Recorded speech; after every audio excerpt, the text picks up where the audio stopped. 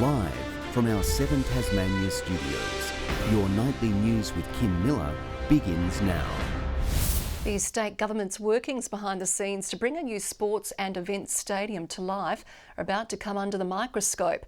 Tom Johnson joins us now. Tom, an inquiry will be delving into the stadium's feasibility planning. Yes, it will, Kim. It'll be looking at how the Macquarie Point site was chosen as final, along with the costs of building and running the stadium.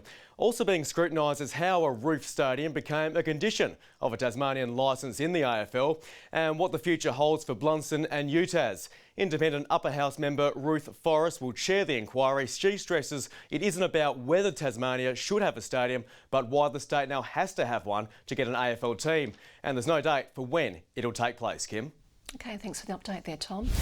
Australia's Indigenous Affairs ministers met in Hobart today, announcing $334 million of government funding to give First Nations children a good start in life. The money will be distributed across 550 early years projects in Aboriginal controlled communities, 7 of which are Tasmanian. School readiness is so important. If you don't have the basic prerequisites, then you're going to be behind the 8 ball from the very beginning. They are statistically less likely to have as strong opportunities or outcomes as the other people in their broader community, and the investment that's being made today supports closing that gap. The ministers also agreed in principle on an Aboriginal voice in Parliament and will now work to make this dream a reality. Save UTAS campus campaigners have told a parliamentary committee the future of the university is under threat due to culture concerns and a planned relocation bid. They have questioned the ethics of management while calling for greater transparency. Scathing remarks directed at the state's sole higher education provider. That the future of the state's only university is threatened by 3 big problems. Those 3 big problems put forward by the Save UTAS Campus Alliance. Appalling management culture and relationship with staff. Collapse in relationship with students, including poor delivery of courses. An extraordinary relocation proposal. An inquiry into the University of Tasmania Provisions Act was the subject of a Legislative Council committee hearing today, opening the floor to criticism. The university has a statement of values. In that statement of values it says it's in partnership with the Tasmanian community.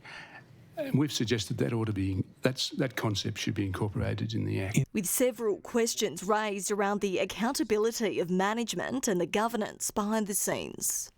There's serious issues that have to be addressed around governance. Some of the submissions are saying, you know, the Vice-Chancellor of a university like UTAS, you know, has too much power and control.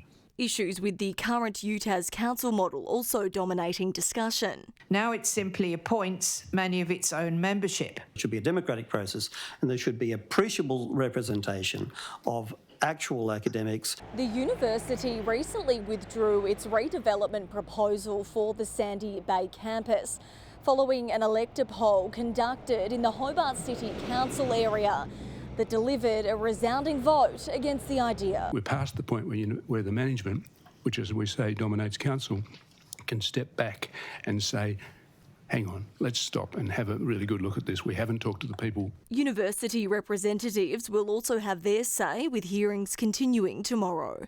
Grace Evans, 7 Tasmania News.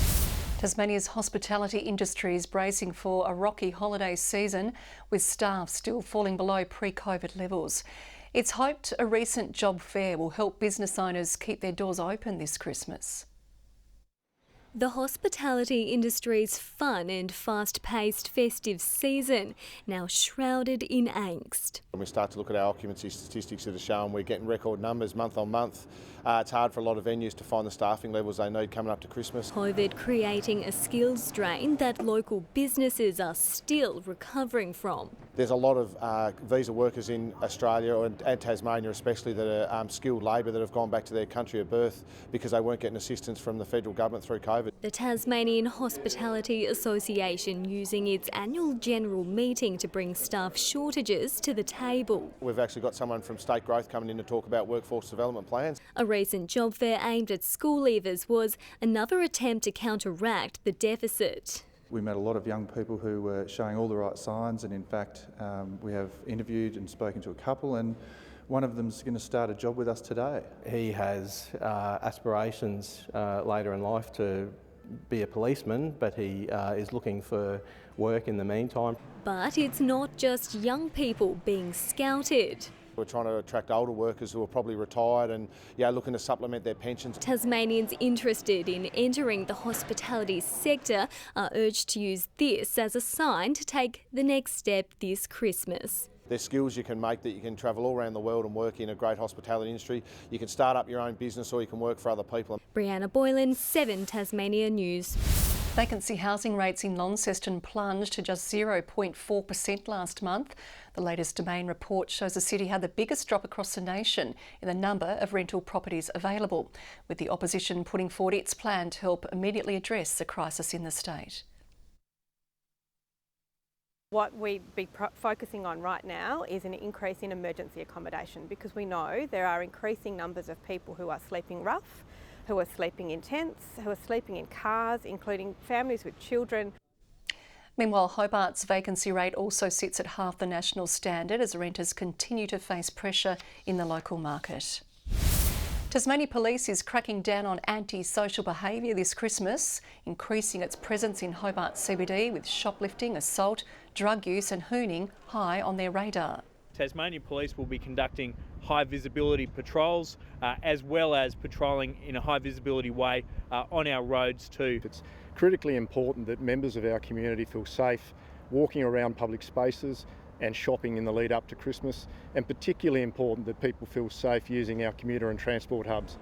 They're asking the public to play its part by contacting Crime Stoppers if they witness any suspicious behaviour.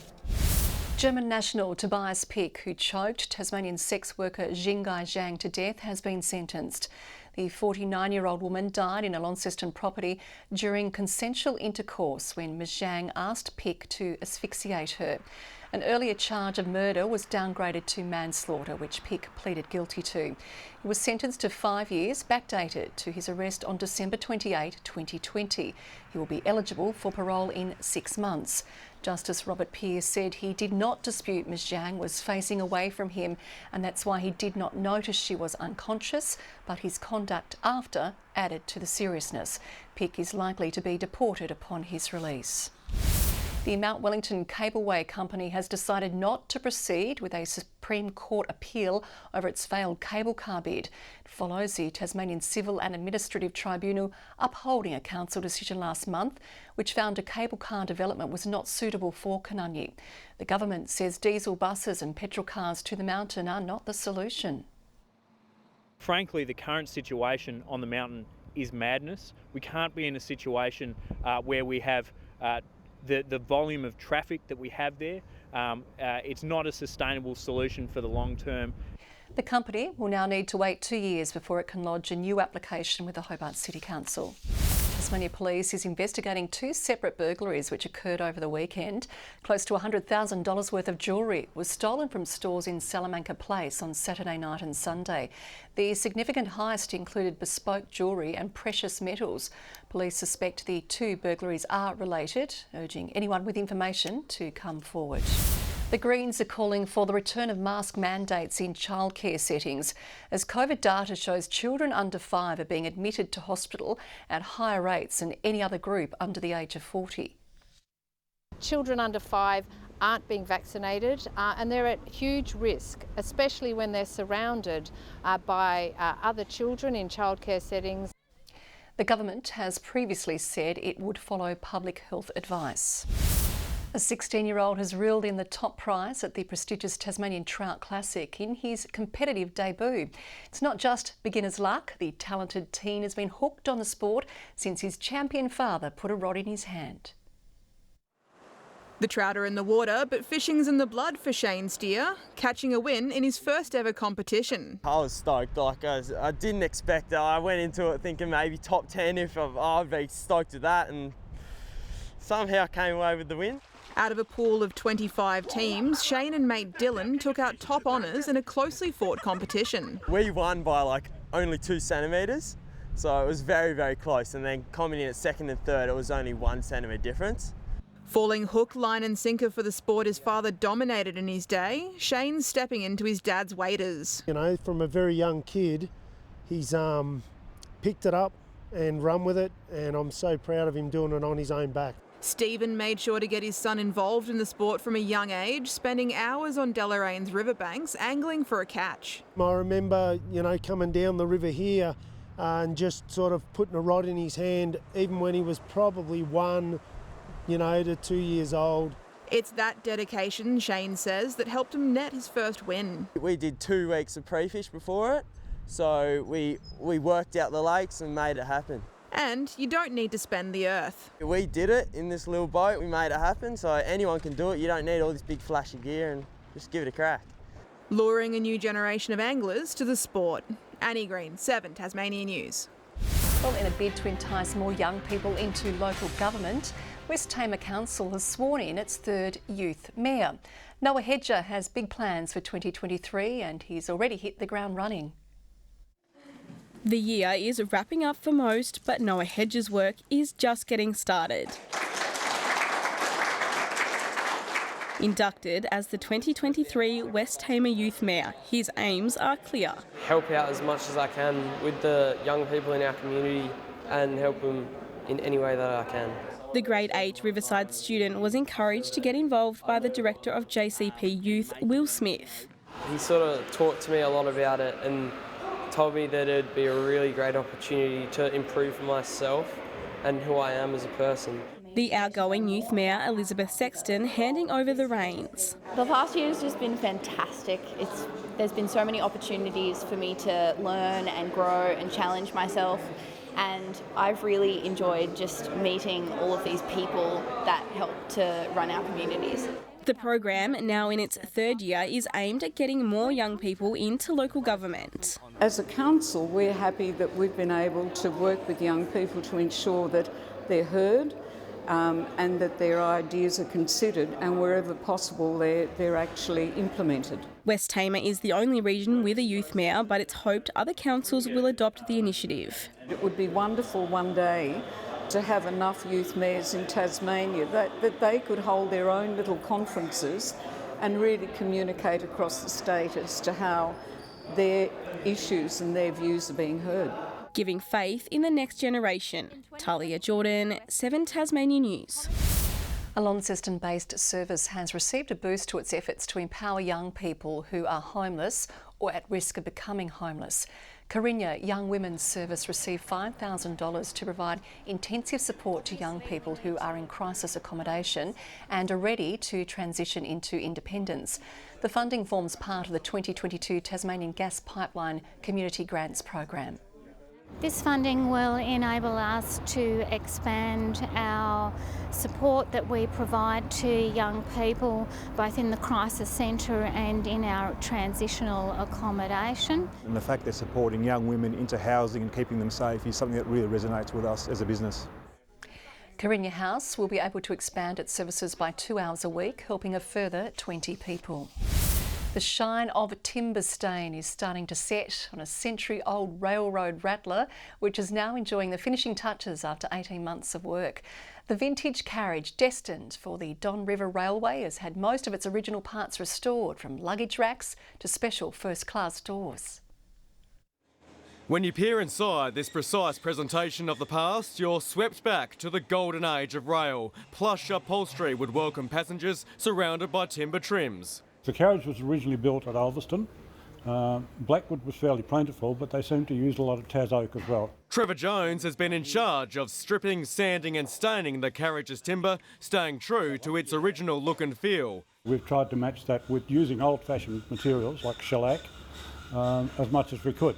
It's a far cry from the worn and neglected mover which arrived at their Inveresk doorstep 18 months ago. Today, the revolution is nearly complete. Try to get back to that 1920s era.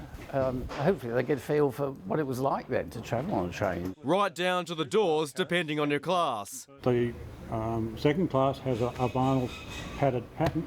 All polished timber for those in first. And not only do those in first class have a view for their own vanity, they're also able to enjoy scenic photographs reminiscent of the era when the carriage was first in service. A nod to the original prints, which have survived but are too damaged for show. Luckily, the original luggage racks have been saved. Ron Briggs has brushed and beautified the century-old components. It's something to look forward to every Tuesday. I come in here and do a few hours work. All those hours combined have the ABL 12 nearly ready to return to the track. When I see it drive out, it's marvellous, yeah. It's a really satisfying job. Yeah, I love doing it. And something the community will soon love as well. Tom Johnson, 7 Tasmania News. Tasmanian Chris Golding has cracked 4 digits of 3-pointers. Overnight, the Melbourne United sharpshooter nailed bucket number 1000 from outside the arc. And he's going to do it off one step. There it is, CG 43. Here comes CG 1000. The only other Tasmanian to achieve the feat, Anthony Stewart, with 1,164. United ultimately went down to Illawarra 93-79. Yet the boats are back in the water, with Tasmanian Yacht Alive finishing second in the overall handicap of the Big Boat Challenge on Sydney Harbour. Skipper Duncan Hines' boat finished behind Willow after issues unfurling his sail. The result sees Alive finish third overall in the Australian Maxi Championships Mini Maxi division. And focus now turns to the Sydney Hobart, which is, of course, fast approaching, Kim. Not far away, getting excited. Thank you very much, Tom. Good evening. Strawn in front of the pack today with 21. Hobart improved on yesterday by 3 degrees and Launceston and Devonport recorded 19, Burnie 17. The west fared best, but elsewhere temperatures are up to 7 degrees below average. Low Head and Bushy Park 19, King Island and Flinders Island 17, Grove 16 today, St Helens and Friendly Beaches 15, Lyawini 10. Now here's the cloud pattern in the west and central north, with the best skies today as most of that cloud moved over the east coast. A frontal cloud band is moving south of the Bight with cold air sitting to its west. The trough has triggered thunderstorms over Western and South Australia. Tomorrow the cold front approaches and eventually will cross the state later in the day. The trough continues over the mainland as a high develops to the south. West to southwest winds at 20 to 30 knots over most waters tomorrow, but stronger over the west, just to 15 knots though over the southwest lakes. So along the west coast, a gale warning has been issued from southeast Cape to Stanley, a strong wind warning from Stanley down to Tasman Island. A warning to sheep graziers too in the northwest grazing district.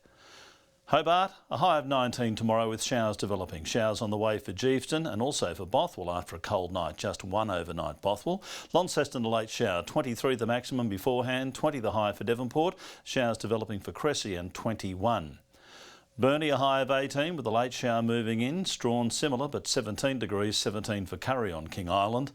And for St Helens, sunny. Late showers, 20, 19 for Swansea. Showers developing also for Orford and 19 degrees. That front will take effect during the day. UV a very high 10 tomorrow though. On Thursday, showers over the west, central and south with possible small hail. Fine over Launceston and Burnie. A fine partly cloudy day for most of the state on Friday and a fine start to the weekend until showers develop over the far northwest in the evening. A possible late storm after a warm day in Perth. An afternoon shower forecast for Melbourne. Partly cloudy and 29 degrees in Sydney. And a sunny day on the way in Brisbane. Still a bit of sun shining over Hobart. It's 13 at the moment, 16 in Launceston, partly cloudy, which probably means mostly sunny over Devonport, and 15. And Kim, I don't know why you said I was getting excited about the weather, but then you're the boss. I am the boss. You're just excited to be with me tonight. That is all we have time for tonight. Thanks for your company. Good night.